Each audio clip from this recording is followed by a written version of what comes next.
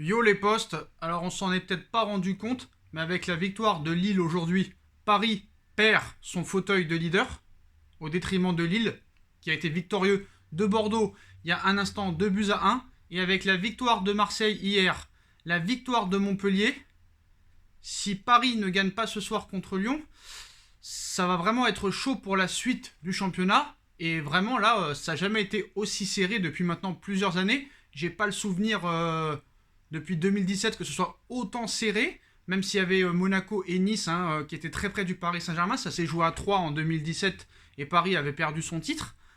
Donc là, en plus, gros calendrier. Ce soir, on rencontre Lyon, un candidat au titre à l'heure où on vous parle.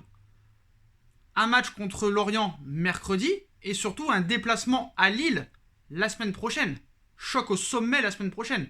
Paris n'a pas le droit à l'erreur lors des 3 prochains matchs. Après, c'est sûr, Paris n'a jamais le droit à l'erreur. Paris doit gagner tous ses matchs, que ce soit en Ligue 1, en Ligue des Champions, en Coupe de France, en Coupe de la Ligue. Même n'importe quelle équipe de foot doit avoir l'ambition de gagner tous ses matchs, que ce soit Metz ou le Paris Saint-Germain. Mais là, voilà, on n'est plus aussi à l'aise que les dernières années. Tourelle a dit en conférence de presse que voilà, c'était pas bon pour le Paris Saint-Germain que ce soit aussi serré entre 3 et 4 équipes.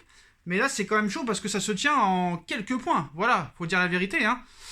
Lille prend le fauteuil de leader et vraiment, Paris, là, vraiment, à la pression. Alors, est-ce que c'est une bonne chose ou une mauvaise chose? J'ai envie de dire bonne et mauvaise nouvelle. C'est une bonne nouvelle, pourquoi? Parce que Paris, à chaque match, va devoir la jouer sérieux, va devoir prendre les matchs avec une très grosse ambition, avec un très gros sérieux.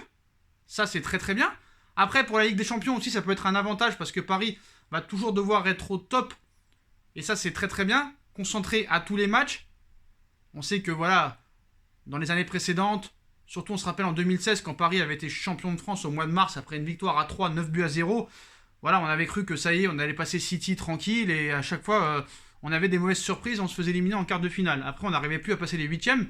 Mais voilà, là c'est vraiment serré, donc je vais vous détailler le classement vraiment très précis. Donc après la victoire de Lille, Lille prend la tête après leur victoire face à Bordeaux. Lille est premier avec 29 points. Deuxième Paris avec 28 points, mais un match en retard ce soir. Troisième Marseille, 27 points. Et en plus, 2 matchs de retard. Donc si Marseille gagne leurs 2 matchs de retard, Marseille sera leader du championnat. Vous ne rêvez pas. Alors qu'ils se prennent des tollés en Ligue des Champions. C'est là qu'on peut vraiment se poser la question du niveau de la Ligue 1. Quatrième Lyon avec 26 points. Avec un match en retard en plus ce soir contre Paris. Donc ce soir, c'est vraiment un choc. Et cinquième Montpellier, 26 points, parce que Montpellier aussi est très très près. Et heureusement que Paris a gagné à Montpellier. Donc après, on va pas non plus s'affoler. Paris a joué que 13 matchs. C'est que la 14e journée ce soir. Donc on va pas non plus commencer à dire ça y est, le titre est perdu, le titre va être dur. Non, on n'est pas à la 24e ou à la 34e journée. On n'est qu'à la 14e journée. Mais voilà, à l'heure où on vous parle, Paris, provisoirement, n'est plus leader de Ligue 1. Donc vraiment, il va falloir vraiment se concentrer. Et là, ça va vraiment être une fin d'année test.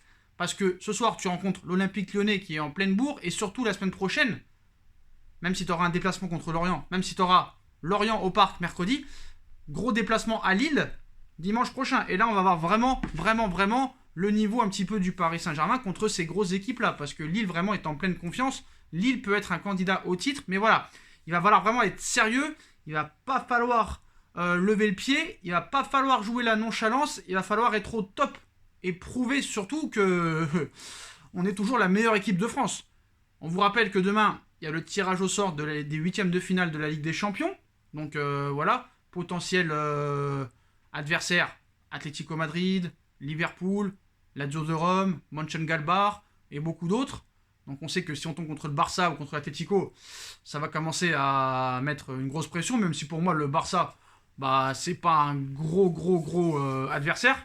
Bref, c'est pas grave, pour l'instant on parle de la Ligue 1 et force est de constater que ce début de saison, cette défaite à Lens, cette défaite contre Marseille, nous a fait quand même assez mal, surtout aussi la défaite contre l'AS Monaco et le match nul contre Bordeaux. C'est des points qu'on a fait cadeau. Et quand tu vois le calendrier de Marseille dans les prochains matchs et le calendrier du Paris Saint-Germain, Paris a tout intérêt à jouer son meilleur niveau dans les prochains matchs. En plus, on sait que Marquinhos est blessé ce soir. Moi, franchement, ce 5-3-2, je le porte pas dans mon cœur, même si on a vu que lors des derniers matchs, c'était un peu mieux, donc peut-être que ça va marcher. On verra bien ce soir, parce que voilà, ça a été contre des équipes, certes, pas mauvaises sur le papier, style Red Bull Leipzig ou Manchester United, mais bon, on voit que ces deux équipes-là, surtout Manchester United, ne sont pas au top niveau à l'heure où on vous parle. Voilà. Après, est-ce que Paris va tout miser sur la Ligue des Champions et mettre un petit peu la Liga de côté? Je pense que non, tu n'as pas le droit. Quand tu es le Paris Saint-Germain, tu dois gagner tous les titres qui passent sur ton passage. Voilà. Donc voilà les postos, donc ça va être un très gros test ce soir. Donc Paris n'est plus leader du championnat provisoirement après la victoire de Lille. Ils auront l'occasion de la reprendre ce soir s'il y a une victoire contre l'Olympique Lyonnais, mais le calendrier du Paris Saint-Germain va être lourd de conséquences. Les matchs vont s'enchaîner tous les 3 jours. Je crois qu'il y a 4 matchs en moins de 10 jours. Et voilà, on sait que Paris a repris très vite après la Ligue des Champions. On n'a pas vraiment eu de préparation. Les blessures se sont enchaînées. On espère qu'il n'y aura pas de blessures. Et donc voilà les postos. Donc ça va être chaud. On va voir ce soir ce qui va se passer. On va voir la semaine prochaine à Lille qu'est-ce qui va se passer. Mais voilà, ce soir c'est le principal match. Il faut se concentrer sur ce soir. Voilà.